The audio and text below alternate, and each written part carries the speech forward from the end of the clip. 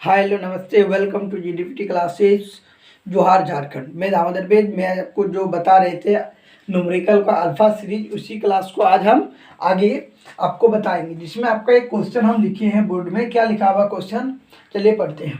क्या लिखा हुआ कि 5 × 10⁻⁻6 कूलम आवेश 0.5 मीटर की दूरी पर विद्युत विभव का मान ज्ञात करने बोला है।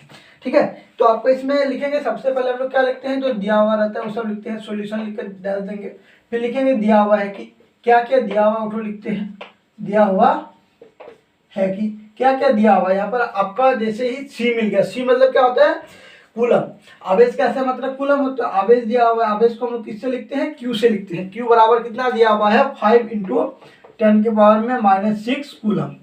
फिर यहाँ पे दूरी दिया हुआ, आर बराबर दिया गया है 0.5 मीटर, ये आपका दिया हुआ है।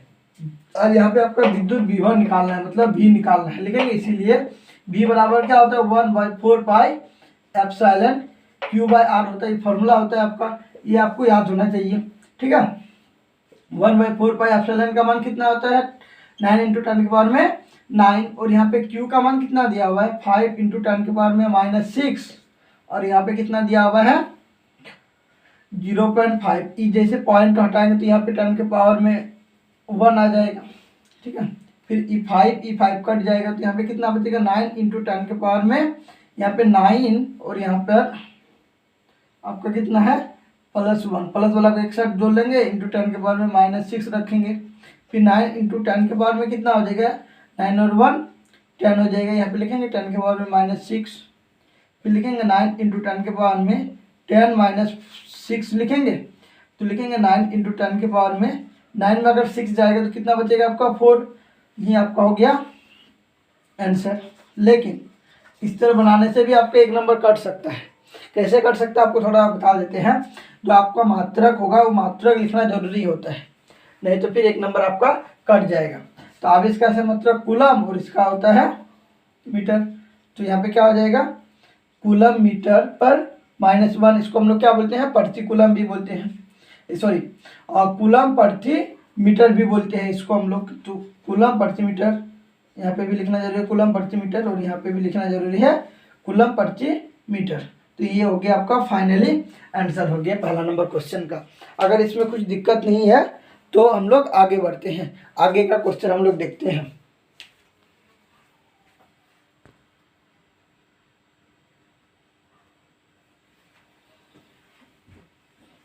चलिए, जब ये समझ में आ गया तो हम लोग इसके बाद आगे बढ़ते हैं।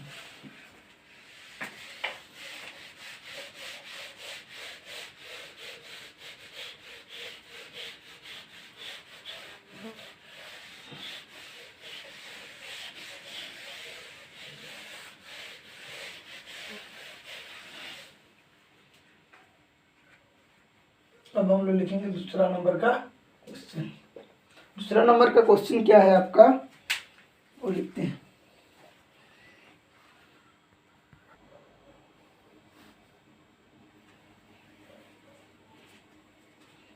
चलिए, आपका दूसरा नंबर क्वेश्चन देखते हैं। दूसरा नंबर क्वेश्चन क्या बता रहा है।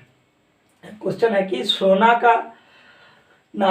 के नाभिक के सतह पर विद्युत विभव ज्ञात करना है। तो ये क्वेश्चन लिखा है कि सोने के नाभिक के सतह पर विद्युत विभव ज्ञात करें, जबकि नाभिक की त्रिज्या 6.6 × 10⁻⁻15 मीटर है और सोने का परमाणु संख्या 79 है। ये आपका दिया हुआ है। तो हम लोग क्या करेंगे, सबसे पहले लिखेंगे जो दिया हुआ रहता है उसको लिखते हैं। तो लिखेंगे सॉल्यूशन, लिखेंगे दिया हुआ है कि दिया हुआ है कि जो जो दिया हुआ है उसको हम लोग लिखेंगे। ठीक है, तो क्या दिया हुआ, उनकी त्रिज्या दिया हुआ, मतलब आर दिया हुआ है। आर कितना है, 6.6 × 10⁻⁻15 मीटर दिया हुआ है। फिर परमाणु संख्या दिया, मतलब एन का मान दिया हुआ है 79। इसमें हमको विद्युत विभव जो निकालते हैं उसका फॉर्मूला क्या होता है, 1/4 पाई एप्सिलॉन Q/R होता है। ये आपका फॉर्मूला होता है। लेकिन इसमें आपका Q दिया हुआ नहीं है, तो Q निकालेंगे। तो उसको हम लोग निकालने का देखते हैं प्रोसेस, कि Q निकालने का प्रोसेस क्या होता है, देखते हैं। चलिए, जैसे कि आप आवेश का क्वांटीकरण में पढ़े थे, क्या Q बराबर ±NE। ठीक है, ±NE पढ़े थे ना। कि अब इसका क्वांटीकरण में, तो यहाँ पे प्लस माइनस को अभी हमको जरूरत नहीं है, सब प्लस से मिलेंगे। ठीक है, एन का मान 79 दिया हुआ है। ठीक है, ई का मान कितना होता है 1.6 इंटू 10 के पावर में -19 होता है ई का मान, तो इसको हम लोग लिख सकते हैं -19। फिर इसको गुना करेंगे 79 को 16 से गुना करेंगे, 6 9 54 4 7 5 42 43 44 45 46 47 47 हुआ, फिर 9 1 जा 9 और यहाँ पे हो गया आपका 7 1 जा 7, इसको ऐड करेंगे 4 6 1 2 इतना हो जाएगा 6 2 4 इंटू एक गो के बाद पॉइंट आ जाएगा इंटू 10 के पावर में -19। अगर इसको हम लोग दो गो के बाद पॉइंट में लाना है तो हम क्या करेंगे, यहाँ पर पॉइंट लगा सकते हैं, कहाँ पर, इस जगह में पॉइंट लगा सकते हैं यहाँ पर।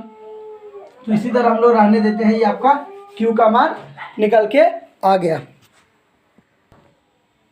चलिए, थोड़ा कुत्ता का भोंकने के चक्कर में बंद करना पड़ा था, चलिए कोई दिक्कत नहीं है।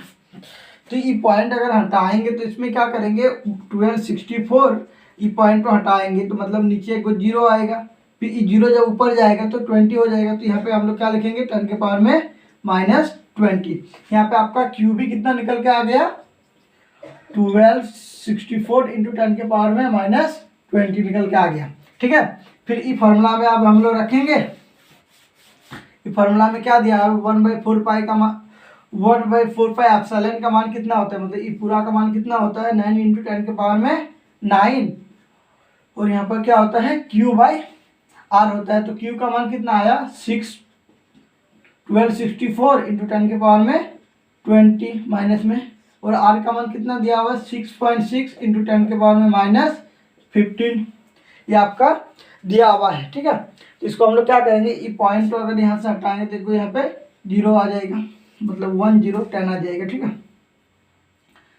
फिर इसको क्या करेंगे, ये दोनों को गुना करेंगे, तो 1264 को हम लोग किससे 9 से गुना करेंगे, 63 का 3 हाथ में रहा 36 4 में रहा 3, फिर 4 9 54 55 57 57 57 5 और 12 9 108 9 10 11 12 13 इतना आ जाएगा आपका 13 76 इंटू 10 के पावर में इधर 1 और सॉरी इधर 9 और 1 10 के पावर में 10 हो जाएगा, और यहाँ पर 20 है 10 के पावर में -20 है, और ये वाला ऊपर जाएगा तो 10 के पावर में 15 हो जाएगा। अब बट्टा 66 जब इसको डिवाइड करेंगे, जब इसको हम लोग डिवाइड करेंगे तो आपका कितना आ जाएगा 1 आ जाएगा। हम डिवाइड करके जैसे हम लोग देखेंगे 66 को, इसको 66 से जैसे डिवाइड देंगे तो कितना आ जाएगा आपका 1.172.36 आ जाएगा। फिर यहाँ पे गुना में कितना आ जाएगा 10 के पावर में 10 है, और इधर 15 है 10 के पावर में 25 और 10 के पावर में -20 हो जाएगा। तो 172.36 10 के पावर में कितना हो जाएगा 5 हो जाएगा। यही हो गया क्या आपका आंसर हो गया दूसरा नंबर क्वेश्चन का। ठीक है, यही हो गया आपका दूसरा नंबर का आंसर। अगर इसमें आपको कुछ दिक्कत होता है तो आप कमेंट कीजिएगा कि सर आप जो बताए थे इसमें हमको कुछ यहाँ पे समझ में नहीं आया है, तो कमेंट कीजिएगा, आपको वहाँ पे कमेंट बॉक्स में क्लियर कर दिया जाएगा। ठीक है, ये हो गया आपका दूसरा नंबर। दूसरा नंबर थोड़ा साफ कर लेते हैं फिर आगे बढ़ेंगे।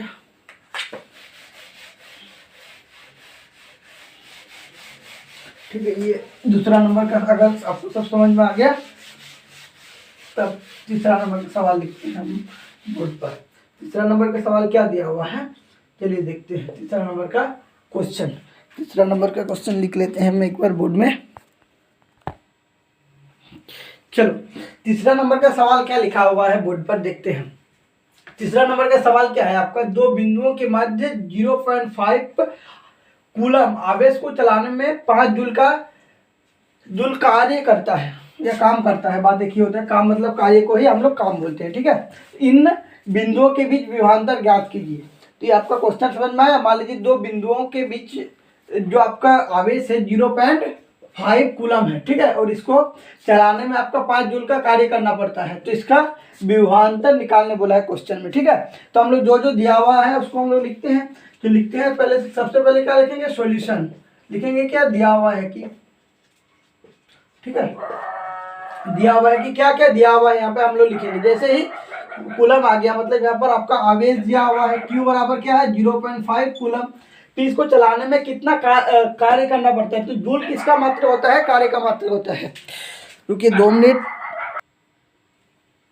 कार्य का मात्रक क्या होता है, जूल होता है, मतलब W दिया हुआ है, W बराबर कितना दिया हुआ है 5 जूल दिया है, ये आपका C है, ठीक है, C को बढ़िया से लिख दिए, ठीक है। तो इसके बीच विभवांतर निकालना है, लिखेंगे, इसीलिए V बराबर क्या होता है आपका W/Q होता है आपका फॉर्मूला, विभवांतर बराबर W/Q होता है। W का मान कितना दिया हुआ है 5 जूल दिया हुआ है, ठीक है, और Q का मान 0.5 कूलम। ये पॉइंट को हटाएंगे तो यहाँ पर एक 10 आ जाएगा, फिर 5 कट जाएगा तो यहाँ पे 10 जूल, और कूलम के ऊपर जाए तो -1, जिसको हम लोग बोलते हैं जूल प्रति कूलम, यही हो गया आपका आंसर हो गया।